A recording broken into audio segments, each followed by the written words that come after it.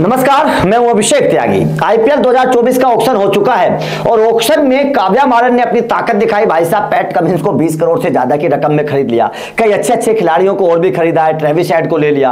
कई बड़े बेहतरीन खिलाड़ी काव्या मारन ने खरीदे हैं। लेकिन क्या इन खिलाड़ियों को खरीदने के बाद सनराइजर्स हैदराबाद मजबूत हो गई?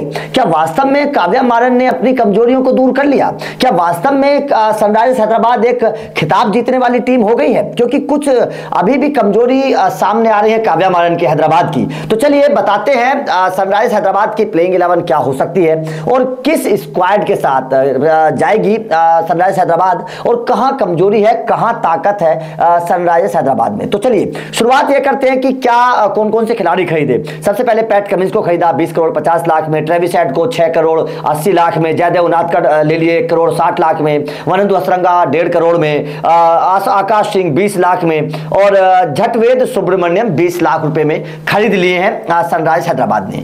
लेकिन अब प्लेइंग 11 किस तरीके की बनेगी और उस प्लेइंग 11 के बाद में बताऊंगा कि कहां कमजोरी नजर आ रही है सनराइजर्स हैदराबाद में, क्या ताकत है हैदराबाद की।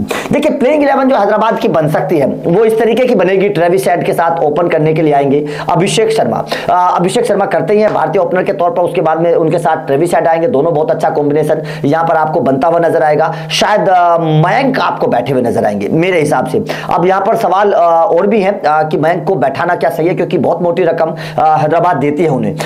ट्रेविस हेड, अभिषेक शर्मा, राहुल त्रिपाठी शायद नंबर 3 पर आपको आएंगे। एडम मार्करम नंबर 4 पर। हेनरी क्लासन नंबर 5 पर। बहुत अच्छी बल्लेबाजी दोनों ने की है। अब्दुल समद नंबर 6 पर। Washington Sundar, Pat Cummins, Bhuvneshwar Kumar, T Natarajan और उमरान मलिक। ये प्लेइंग 11 शायद आपको नजर आ सकती है सनराइजर्स हैदराबाद की। अब यहां पर जो आप लोगों को नजर आएगी प्रॉब्लम प्लेइंग 11 सनराइजर्स हैदराबाद की, सबसे पहले तो ये कि सनराइजर्स हैदराबाद ने इस पूरे ऑक्शन में गेंदबाजों को खरीदा, बल्लेबाजों को खरीदा, किसी फिनिशर को नहीं खरीदा। यहां पर सनराइजर्स हैदराबाद के पास प्रॉब्लम है। हालांकि मार्करम और क्लासन है नंबर 4 नंबर 5 पर, इसमें कोई प्रॉब्लम नहीं है। लेकिन नंबर 6 पर वो खिलाड़ी 7 पर कौन आए जो मैच को फिनिश करे। अब यहां पर अब्दुल समद के ऊपर वो उन्होंने दोबारा से भरोसा जताया है, क्योंकि अब्दुल समद नंबर 6 पर आने वाले हैं। अब्दुल समद के ऊपर इन्होंने दोबारा से भरोसा जताया है। अब अब्दुल समद का पिछला जो सीजन रहा था वो थोड़ा सा मिला जुला रहा था। अब्दुल समद ने पिछले सीजन में 9 मैचों में 169 रन बनाए थे। अब ये तो कोई बेहतर फिनिशर वाली परफॉर्मेंस नहीं है कि 9 मैचों में केवल 169 रन बनाए हैं। और तो ये जाहिर तौर पर सनराइजर्स हैदराबाद जो परेशानी है, जो सबसे बड़ी जो जहां सबसे बड़ी कमजोरी हैदराबाद की वो ये है कि इनके पास फिनिशर नहीं है। फिनिशर कोई हैदराबाद ने नहीं खरीदा, ऐसा कोई बल्लेबाज नहीं खरीदा जो मैच को फिनिश करे।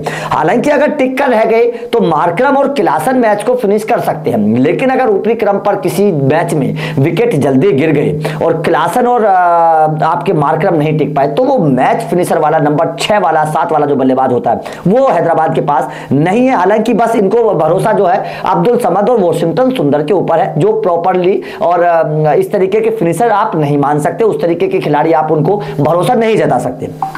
दूसरी जो परेशानी है सनराइजर्स हैदराबाद के पास वो ये है कि इनकी टीम में कोई मुझे ऐसा स्पिनर नजर नहीं आ रहा है जो तूफानी स्पिनर हो, बहुत ज्यादा टर्निंग स्पिनर हो, जो बहुत घातक स्पिनर हो। ऐसा मुझे कोई स्पिनर नजर नहीं आ रहा है। जबकि आईपीएल की कई सारी पिच ऐसी हैं जो बहुत खतरनाक टर्निंग पॉइंट रहने वाली हैं। जैसे दिल्ली की बात कर लीजिए, कोलकाता में मिलता है, लखनऊ में टर्न मिलता है, जयपुर में मतलब ऐसी बहुत सारे पिच होने वाली हैं कि जहां पर आपको टर्निंग पिच मिलेंगी। चेन्नई में आपको स्पिनर्स को बहुत मदद मिलती है।